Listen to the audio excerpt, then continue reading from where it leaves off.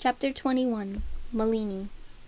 The camp had been growing more restless by the day as the siege stretched on, so it was no surprise to Malini when one of her guards announced that Low Prince Ashutosh wished to speak with her urgently. She had expected some kind of conflict to break out sooner rather than later. She resisted the urge to sigh. "I will hold audience later," Malini told the guard as one of the military officials arrayed around her hurriedly gathered up the maps he'd been presenting to her. The War Council tent was full of administrators, the rustle of paper, the oily musk of ink. "Tell him I will have ample time for him then." "He has company, my lady," the guard told her. "The Ahirani, the woman, he has her." "Has her?" Malini repeated, and the man nodded, knuckling some sweat from his brow. Hearing the impatient noise of voices beyond the tent walls, the clang of armor, Malini decided not to ask for further details. "Let him in, then." Prince Ashutosh strode in, bowed. Behind him, 4 of his liegemen entered, with Priya behind them, cuffed at the wrists. She didn't look afraid, but she did not look entirely at ease either. She bowed along with the liegemen, and when they straightened she met Malini's eyes for one brief moment before looking away. "Prince Ashutosh," Malini said, deciding to forego any pleasantries. "Please explain why you're bringing my invited ally to me in chains." Ashutosh's face was grim. "This Ahiranyi," he said, "attacked 3 of my liegemen. I demand that she be punished." "I see," said Malini. She paused for a moment. "Nonetheless, Low Prince, I see no need for her to be bound." "There is plenty reason, Empress," Ashutosh said, a sullen set to his mouth, anger in his eyes. Priya, in contrast, stood calm as anything between the Low Prince's liegemen. The cuffs on her wrists looked weighty but overlarge, which was no surprise. They had, no doubt, been designed to hold a grown man captive, and Priya, for all her strength of her, was slight. When Malini met her eyes, Priya's mouth quirked up ever so slightly, not enough to be called a smile. They both knew she could have broken those monocles if she'd wanted to. But here she was, awaiting Malini's judgment, respecting Malini's authority. Malini supposed that was generous of her. "Are any of your men dead?" Malini asked. "No, Empress." "Injured?" "Some cuts. Some bruising." "Interesting. If Priya had wanted them dead, they would have been dead." "Do you deny attacking the prince's men, Elder Priya?" "No, Empress." "What offense did they commit to attract your ire?" "Disrespect," Priya replied crisply. She inclined her head. "Empress." "Disrespect can take many forms," Malini said. "Tell me more." "They did nothing to warrant the treatment she inflicted," Ashutosh cut in before Priya's mouth could even part. "Empress, it is not the wounds she inflicted that made me demand justice. It is the manner in which they were inflicted. By magic. Unnatural witchcraft. You have made an alliance with a monster." There was an intake of breath from one of the officials, the faintest rustle of movement as they shifted uneasily and went still. "The Ahirani leadership have professed and demonstrated their loyalty to me," Malini said calmly. "All their gifts and their magic are wielded in the Empress's service. The Ahirani elders serve me." "We do not forget the Age of Flowers, Empress. We know what they are." His voice was sharp. "We Sakatans remember, as all Parijatvipans do, what the Ahirani did to our people. Will you allow the Ahirani to crush us now as they did before? Do you forget it was your ancestor who sacrificed herself to save us all?" "Your men are not dead," Malini said. What foolishness. Was she witnessing anger, impetuous and unvarnished, or had this Sakatan prince chosen this moment of all moments to test her political loyalties? "Your men are barely armed. You will have justice, Prince Ashutosh, I assure you." "I will take any punishment without complaint," Priya said, head held high.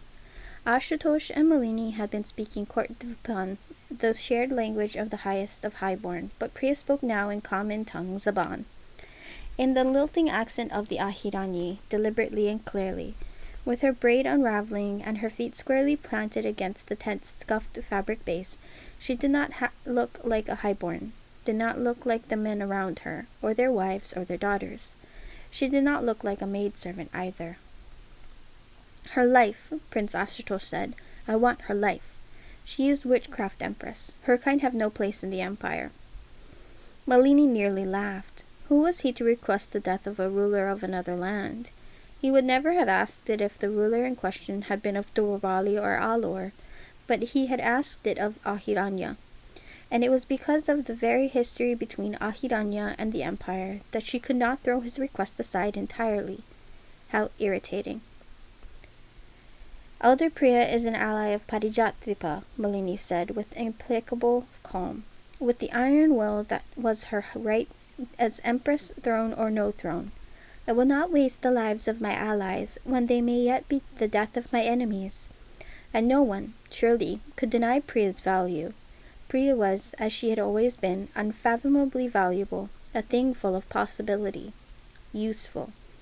But you are correct, Malini acknowledged. There must be redress from Ahiranya. There must, after all, be justice among equals. A look flickered across Ashutosh's face. He had not expected Priya to be called his equal. There was a flurry of movement from the military officials who surrounded her, the rising shuffle of pages and mingled voices rising. An array of punishments was suggested: beating, exposure to elements, forfeited of lands. Deepa entered the tent, head bowed. She looked at no one as she bowed, and then made her way to Malini's side.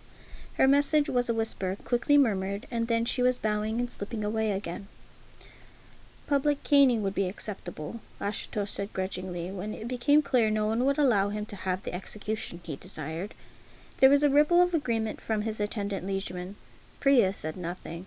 Her expression was the kind of calm that settles on water before a storm. By the mothers, Malini would not give a woman to those men and have her caned before them. Her mouth was full of bitterness that was like poison. She would not give Priya to those men. She would sacrifice a great deal, do a great deal, but not this. It is my understanding from the tracts that govern justice in wartime that a high-born lord would first, as a courtesy, have his punishment decided by a superior from his own country, Elder Priya. Who has the right in your entourage? No one, Empress, said Priya. I am the most powerful representative of Ahiranya here. The only person who stands higher than me is the High Elder Bhumika, and she remains in Ahiranya. Then such courtesy cannot be extended to you, Malini said. She tried not to look into Priya's eyes. She looked over her head instead at the men watching the both of them. But I believe the punishment meted out to a high-born ruler is usually financial in nature rather than physically inflicted. Is that not so? Malini asked, turning her gaze on one of her officials. He stammered something incoherent, wetted his lips, then nodded. Financial redress has not been codified into law, Empress, and is not in line with tradition, but it is a choice often made in the past. That sounded very much like tradition to Malini, but there was little point in arguing semantics. Prince Ashutosh, she said instead. Yes, Empress. Only you can decide what would provide you redress. It was a risk, a gamble, but better this way. Better to place the choice in his hands rather than allow her loyalties to be laid out openly before her council. But a trade may be worth your consideration. There is only one thing Ahiranya trades in, one of the soldiers muttered. There was a snicker from one of the other men, a twitch of lips here and there among their watchers. Ashutosh did not reprimand them. Prince Ashutosh, Malini said in rebuke. My men only speak truth, Empress, he replied. How stupid. Whatever he believed, whatever any one of them believed, they had seen how Malini's face had lit up when Priya had first arrived and kneeled, right there in the golden sun-burnt dirt of their war camp. Malini had felt the light sweeping into her face, the tug of her own lips wanting to form a smile, the joyful breathlessness of her lungs. How could he have seen her react so, and then say this? Another test, perhaps. Of course it was a test.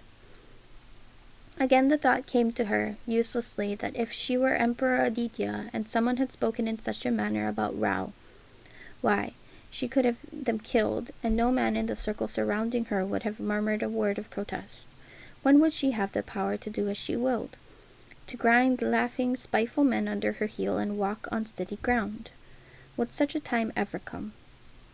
Prince Ashutosh, Malini said, a number of your men suffer from the rot. He swallowed, face pinched.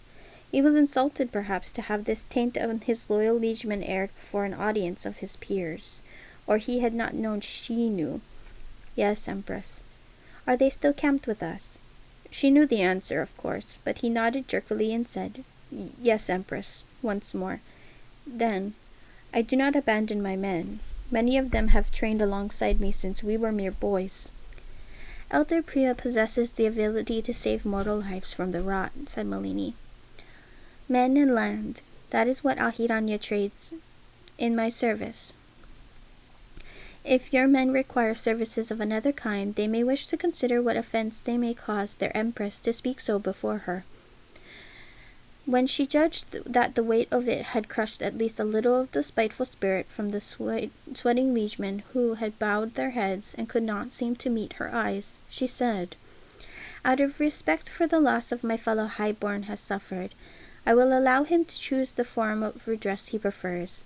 Gaining, or the survival of his men, the decision lies with you, Prince Ashutosh. All eyes turned on the prince then. She knew what he would say even before he opened his mouth. Their lives, he bid out. Elder Priya will save their lives then, Malini agreed. That will be redress enough and an end of this, yes? Priya bowed her head in acknowledgement. Ashutosh did the same, his shoulders stiff, his expression even stiffer. Whether he had learned anything from this would remain to be seen. One last matter, Prince Ashutosh, Malini said. He paused and waited. I have been informed that one of your men began the matter. Have him whipped. He should not have attempted to begin a diplomatic incident. I am sure you agree. Empress, Ashutosh said, face shuddered. Well then, said Malini, Elder Priya will attend upon your men tomorrow. Remove her chains and you may go. With the air of scolded children, the liegemen removed the manacles and stepped away, following their prince in bowing and swiftly exiting the tent. Priya remained. Elder, said Malini. Priya raised her head. Yes, Empress. I hope this will not happen again. You have my vow, Empress, she said. It will not.